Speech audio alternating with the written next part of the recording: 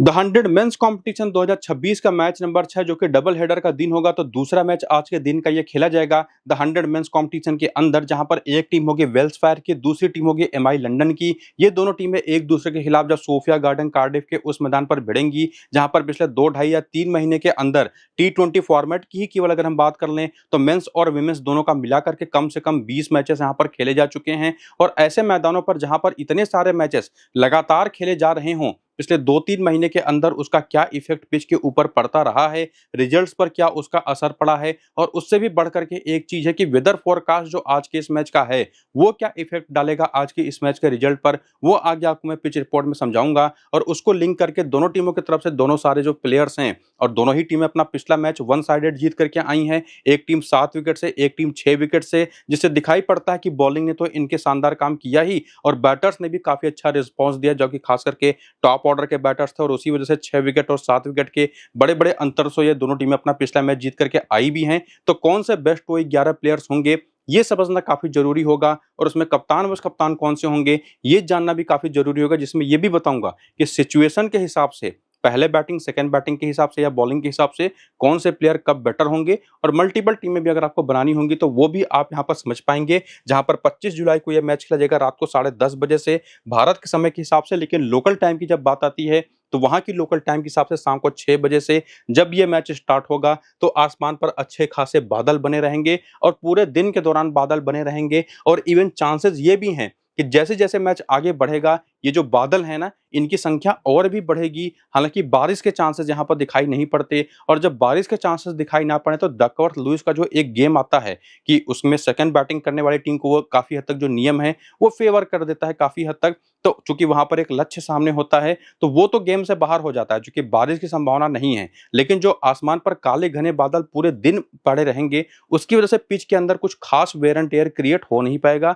Even pitch में moisture भी आएगा, बना रहेगा, और उसकी वजह से पहली इनिंग में कोई भी टीम यहाँ पर बॉलिंग करना पसंद करेगी। और इवन जो पिछले 6 T20 मैचेस इस मैदान पर खेले भी गए हैं, उसके भी रिजल्ट्स अगर आप जाकर के देखेंगे ना, तो 174 का एवरेज स्कोर यहाँ पर रहा है पिछले 6 T20 मैचेस में, जो पहली इनिंग का रहा है, और ऑन एन एवरेज 7 विकेटें भी पहली इनिंग में गिरी हैं। और जब बात आती है केवल पावर प्ले की, कि शुरुआती 6 ओवर में क्या कंडीशन यहाँ पर होती है, तो पिछले 6 मैच में पहली इनिंग के 6 ओवर के पावर प्ले में ऑन एन एवरेज 52 रन बने हैं, सेकंड इनिंग में ऑन एन एवरेज 61 रन बने हैं। ये दिखाता है कि मैच के आगे बढ़ने के साथ-साथ ये बैटिंग पिच और बेहतर बैटिंग करने के लिए होती चली जाती है। और पहली इनिंग में उन्हीं पिछले 6 मैच के पावर प्लेज़ में मिलाकर के 6 मैच में 11 विकेटें गिरी हैं, और साथ ही साथ सेकंड इनिंग में केवल 9 विकेटें गिरी हैं। तो यहीं से आपको काफ़ी हद तक एक बड़ा पिक्चर देखने को मिल जाता है कि ये पिच कैसा चलती है मैच के आगे बढ़ने के साथ-साथ, और उसका असर रिजल्ट में भी होता है कि 2 मैचेस केवल पहले बैटिंग करने वाली टीम, तो 4 मैचेस सेकंड बैटिंग करने वाली टीमें यहाँ पर जीती हैं।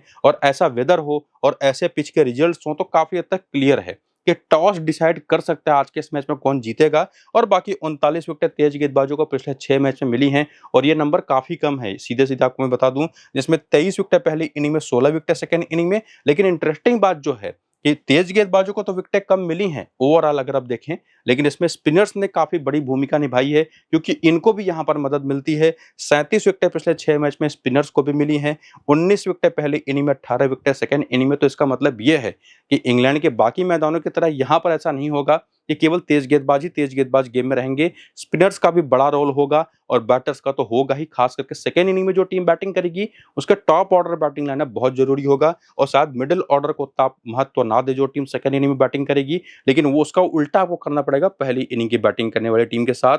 तो अगर आपने पिच रिपोर्ट ध्यान से सुन लिया, तो ये बात तो आपको क्लियर हो जाएगी कि कैसे टीम आपको बनानी है। वो तो आपको टॉस के बाद क्लियर करना पड़ेगा एक बार फिर से, कि कौन सी टीम टॉस जीत करके बैटिंग या बॉलिंग कर रही है, उसको लिंक करेंगे आप इस पिच रिपोर्ट से। तो जो भी पिच को लेकर के इन्फॉर्मेशन फाइनल आएगी कि एक्चुअली पिच है कैसी, वेदर एक्चुअली कैसा है, वो साथ ही साथ अपनी मेरी जो फाइनल टीम बनेगी वो मैं कैसा बना रहा हूँ, वो सारे अपडेट्स आपको मैं टेलीग्राम और व्हाट्सएप चैनल पर दे दूंगा फाइनल टीम के साथ।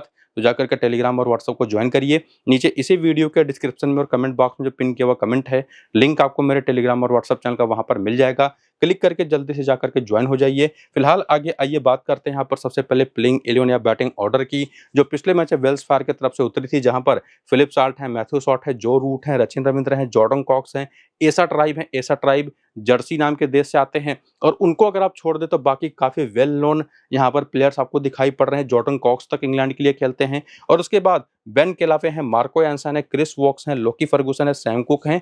तो एक तरह से आप कह तो सकते हैं, हालांकि काफी एक्सपीरियंस बॉलर हैं इस टीम के अंदर, लेकिन ओवरऑल बड़े बड़े नामों के हिसाब से देखो तो बॉलिंग थोड़ी सी इस टीम के पीछे चली जाती है, लेकिन बैटिंग काफी तगड़ी दिखाई पड़ रही है। और इसमें जो बॉलिंग पिछले मैच में हुई थी उसको देखें, उसके पहले बेंच के भी ऑप्शन अगर आप देख लें तो वो भी आप यहाँ पर देख सकते हैं। और जो बॉलिंग पिछले मैच में हुई थी, जहां पर एक नाम तो देखिए मार्को एंसन को लेकर के आपको डाउट नहीं होगा, क्रिस वोक्स का भी नाम आपने काफी सुन रखा होगा जो बैटिंग भी अच्छी कर लेते हैं, लोकी फर्गूसन को भी सभी जानते हैं।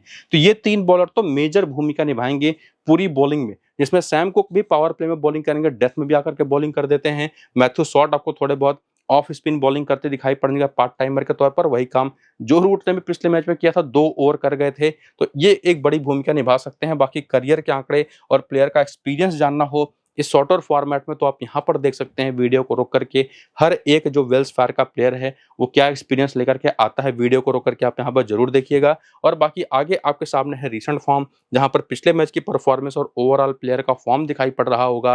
पिछले करीब 8-10 मैचेस के नंबर्स, जिसमें फिलिप साल्ट ने पिछले मैच में 47 नाबाद की पारी खेली। और ध्यान रखिएगा, ये पिछले मैच के मैन ऑफ द मैच भी रहे थे या प्लेयर ऑफ द मैच अब तो बोलते हैं, तो मैन ऑफ द मैच रहे थे या प्लेयर ऑफ द मैच रहे थे। और उसके पहले भी अगर आपको याद हो, ये इंग्लैंड के लिए भी काफी अच्छे फॉर्म में रहे थे। इंडिया के खिलाफ हुई सीरीज में आपने देखा होगा काफी कमाल की कुछ पारियां इन्होंने खेली थी। तो एक तगड़े इन फॉर्म प्लेयर है जिनको आप निश्चित तौर पर अपनी टीम से मिस नहीं कर सकते। और उसके बाद आते हैं मैथ्यू शॉट। इनकी ओवरऑल जो यूटिलिटी है, पिछले मैच 20 रन बनाए, 1 विकेट लिया। इसके पहले मेजर लीग क्रिकेट में भी कमाल के फॉर्म में दिखाई पड़े थे। तो ये दोनों तो एक वन साइडेड पिक है जिनको बिना सोचे समझे अपनी टीम में आपको लेकर के जाना है। और उसके बाद डिसाइड करना है कि आप जो रूट को लेकर के जाएंगे या रचिन रविंद्र को। दोनों में से किसी एक को ही मैं सजेस्ट करूंगा।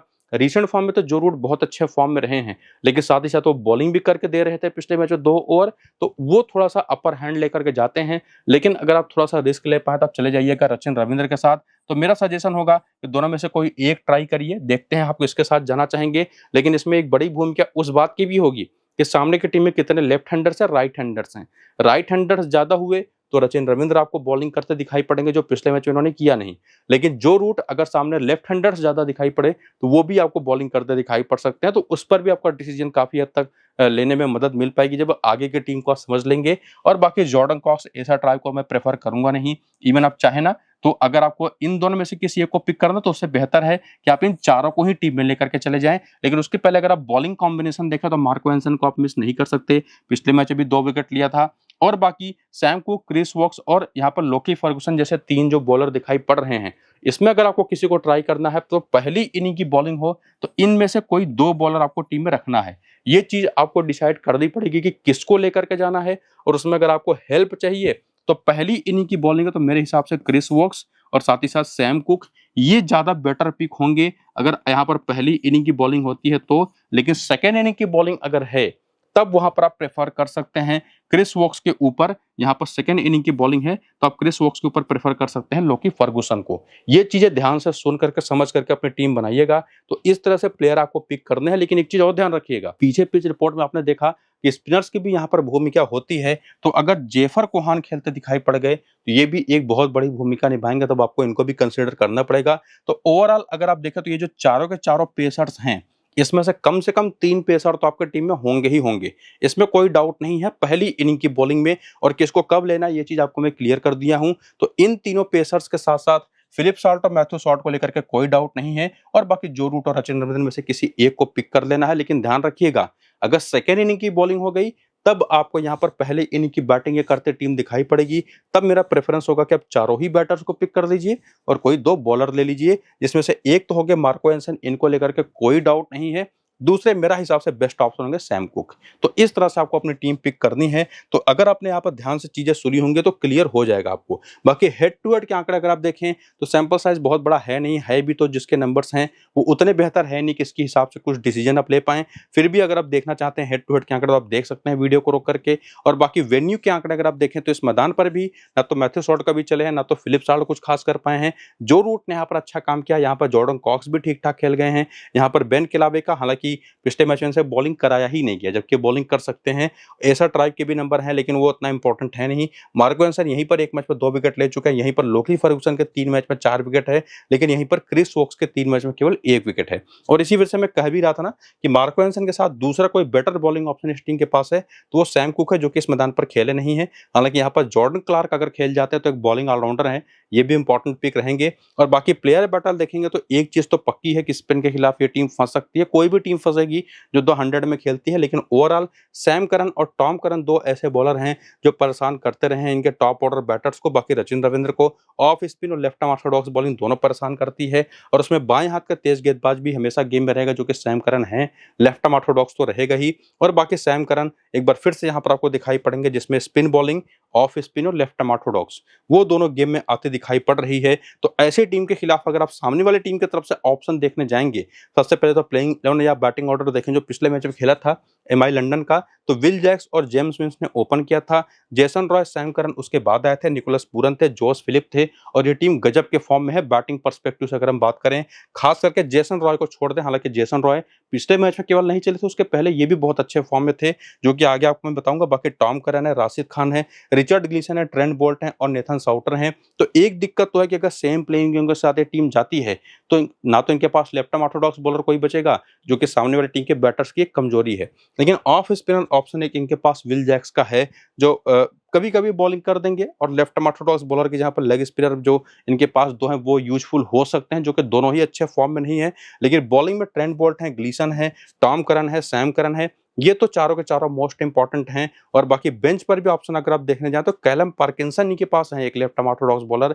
अगर ये खेलेंगे तो एक डिफरेंशियल हो सकते हैं। और बाकी जो बॉलिंग पिछले मैच में हुई थी ये तो आपको मैं बता ही चुका हूं कि Tom Curran, Trent Boult, Richard Gleeson और सैम करन, ये 4 मोस्ट इंपॉर्टेंट बॉलर इस टीम के पास हैं। एक चीज आप कर सकते हैं कि ट्रेंट बोल्ट के जहां पर राशिद खान को प्रेफर कर सकते हैं, ये भी पूरे 4 ओवर करके देंगे। बाकी करियर के आंकड़े भी आप यहाँ पर देख सकते हैं वीडियो को रोक करके। और आगे बढ़ती हुई अगर आप रिसेंट फॉर्म भी देखें, जहां पर पिछले मैच में विल जैक्स चले नहीं और इंटरेस्टिंगली इन्होंने बॉलिंग भी नहीं की। और एक और चीज जो ध्यान देने वाली है कि इस टीम को अगर आप देखेंगे तो इस टीम के अंदर मिडिल ऑर्डर में सैम करन और निकोलस पूरन जैसे 2 लेफ्ट हैंडर्स हैं। तो ये बात तो पक्की है। और बाकी सारे के सारे राइट हैंडर्स हैं। तो ये समझ पाना फिलहाल के लिए कि जो रूट को और या तो रचिन रविंद्र को किसको अपनी टीम में लेकर के जाना है, ये अभी के लिए मुश्किल है। तो अगर मैं बताऊं तो अगर आपको पूरी तरह से सेफ खेलना है तो सामने की टीम की तरफ से टॉप ऑर्डर के चारों बैटर पिक कर लीजिएगा, वरना रचिन रविंद्र जो रूट में से किसी भी एक को पिक कर लीजिएगा। मुश्किलें हैं समझ पाना थोड़ा। रचिन रविंद्र मेरे हिसाब से थोड़ा मुझे ज्यादा बेटर दिखाई पड़ रहे हैं T20 फॉर्मेट के हिसाब से। और बाकी इस टीम की तरफ से अगर आप देखें तो विल जैक्स ने बॉलिंग तो पिछले मैच में नहीं की थी, लेकिन चांसेस हैं कि आज करेंगे। बाकी जेम्स विंस ने 17 रन बनाए थे पिछले मैच में, जेसन रॉय बिना खाता खोले आउट हो गए थे, लेकिन ये तीनों के तीनों ना उसके पहले बहुत अच्छे फॉर्म में रहे थे। तो ऐसा नहीं है कि आउट ऑफ फॉर्म है बेसिकली। लेकिन उसके बाद जब आते हैं सैम करन और निकोलस पूरन की तरफ, तो ये दोनों इसके पहले तो फॉर्म में थे ही, पिछले मैच भी शानदार पारियां खेल करके अपनी टीम को जिता करके आए हैं। 60 नाबाद और 58 नाबाद की पारियां खेल करके। सैम करन ने 2 विकेट भी लिया था पहले इनिंग की बॉलिंग में। और बाकी टॉम करन को आप मिस कर नहीं सकते, जो बैटिंग भी अच्छी करके देंगे। पिछले मैच में 1 विकेट भी लिया था। रिचर्ड ग्लीसन ने शानदार 4 विकेट लिया था। और पिछले वीडियो में भी ना जब हम कवर कर रहे थे और एमआई लंदन की बात हो रही तो वहां पर मैंने कहा था कि ग्लीसन को आप मिस नहीं कर सकते अगर 100% फिट है, प्लेइंग इलेवन में खेल रहे हैं। जो कि जब पहली इनिंग की बॉलिंग होगी तो अपनी स्लोअर वंस यॉर्कर्स काफी अच्छी करते हैं, उसके दम पर आपको एक बड़ी भूमिका निभाते दिखाई पड़ेंगे, जो कि इन्होंने किया। बाकी नेथन साउटर नहीं चले, राशिद खान ने केवल 1 विकेट लिया, लेकिन उसके अलावा बोल्ट ने भी 1 विकेट लिया। तो वो आपको डिसाइड करना पड़ेगा। अगर मैं कहूं पहली इनिंग की बॉलिंग है तो बोल्ट को पिक करिए, सेकंड इनिंग की बॉलिंग है तो राशिद खान को पिक करिए, और साथ ही साथ विल जैक्स तो आपकी टीम में होने ही चाहिए। तो ये कुछ शानदार सेफ ऑप्शन है 5 मिला जुला करके, जो आपको मैं समझा चुका हूं। छठा इन दोनों में से कोई एक हो सकता है, और बाकी सामने की टीम की तरफ से कौन बेस्ट रहेंगे वो भी आपको समझा चुका हूं। और उसके बाद यहाँ पर आपके सामने हेड टू हेड के भी आंकड़े हैं। टॉप ऑर्डर के दोनों जो बैटर्स है काफी अच्छा खेलते रहे इसके पहले जब भी सामने वाली टीम को फेस किया। जेसन रॉय नहीं चले हैं, हालांकि सैम करन के आंकड़े भी थोड़े एवरेज हैं। बाकी टॉम करन के नंबर्स काफ़ी बेहतर दिखाई पड़ेंगे। राशिद खान के 3 मैचों में केवल 1 विकेट है हेड टू हेड में, तो वहाँ से आप डिसीजन ले सकते हैं। लेकिन बोल्ट के भी 1 मैच में कोई विकेट नहीं है और बाकी नंबर्स भी उतने बेहतर है नहीं कि जिस पर आप ध्यान दें। और बाकी वेन्यू का आंकड़ा भी आपके सामने है, जहाँ पर स्पिनर्स और पेसर्स दोनों का रोल होता है। वो भी आप चाहें तो वीडियो को रोक करके देख लीजिए। मेरे हिसाब से उतनी ज़रूरी चीज़ें ये है नहीं, लेकिन फिर भी आपके सामने आंकड़े हैं, आप देखना चाहें तो ज़रूर देख सकते हैं। और उसके बाद यहाँ पर आपके सामने है प्लेयर बैटल का डेटा और इस टीम के बैटर्स के खिलाफ भी स्पिनर्स और बाएं हाथ के तेज गेंदबाज हमेशा यूजफुल होंगे, जिसमें इंडिविजुअली जॉर्डन क्लार्क भी दिखाई पड़ रहे हैं आपको, जो कि पिछले मैच में नहीं खेले थे। अगर आज खेलते हैं तो आप उनको ट्राई कर सकते हैं। ये चीज़ आपको मैंने उसी टाइम बता दिया था। बाकी लेग स्पिनर हो गया, लेफ्ट आर्म ऑर्थोडॉक्स बॉलर हो गया और पहली इनिंग की बॉलिंग अगर है तो क्रिस वोक्स, वो भी इंपॉर्टेंट हो सकते हैं और बाएं हाथ का तेज गेंदबाज तो रहेगा ही। तो ओवरऑल अगर आप कंपेयर करें दोनों ही टीमों को, तो मेरे हिसाब से एमआई लंदन की टीम थोड़ा सा मुझे बेटर दिखाई पड़ रही है इनके बेटर बॉलिंग ऑप्शंस की वजह से। लेकिन टॉस का भी एक बड़ा रोल होगा, तो क्या टॉस का अपडेट आया, पिच कैसी है, वेदर कैसा है, ये सारी फाइनल इन्फॉर्मेशन और उसके बेसिस पर अपनी मेरी जो फाइनल टीम बनेगी वो चीज़ आपको मैं अपने टेलीग्राम और व्हाट्सअप चैनल पर टॉस के बाद दे दूंगा। दोनों को जाकर के ज्वाइन करिए। नीचे इसी वीडियो के डिस्क्रिप्शन और पिन कमेंट पर लिंक मैंने दे दिया है, टेलीग्राम का भी और व्हाट्सअप का भी। क्लिक करके ज्वाइन हो जाइए और ये वीडियो शुरू से तक पूरा देख लीजिए, यहीं पर आपकी टीम बन जाएगी। ये वीडियो फिलहाल यहीं पर करेंगे खत्म। चलते हैं, नमस्कार।